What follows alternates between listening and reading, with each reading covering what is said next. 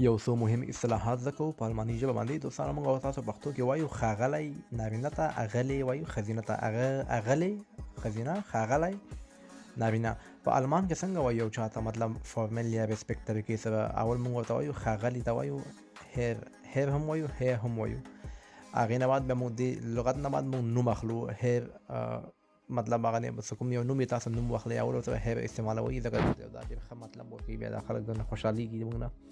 او کله چې ښځینه ته موږ کوو، یو ښځه وي، موږ ورته ډایرکټ د هغې نوم نشو اخیستی، هغوی بده مني. موږ هغې نه مخکې ورته فراو وایو، فراو شمت، فراو شټاوب.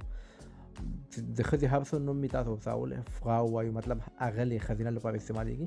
او دوه نور لغتونه اصطلاحات هم زده کوو. کله چې موږ وایو زه یم، دا د زه راغلم، یا دا د زه یم، دا وایو das bin ich، زه یم. انګلیسي کې وایو که نه that's me، نو په الماني ژبه کې وایو das bin ich. او کله چې موږ وایو متاسفانه، بدبختانه ته وایو لایډر هم وایو، لایډر هم وایو. او په الماني ژبه ته سمدستي چې وایو، مطلب سمدستي په ایمرجنسي کې، یا سمدستي ته په الماني ژبه کې څه وایو؟ تاسو کولی شئ په کمنټونو کې ولیکئ چې ګورو څوک یې صحیح وایي.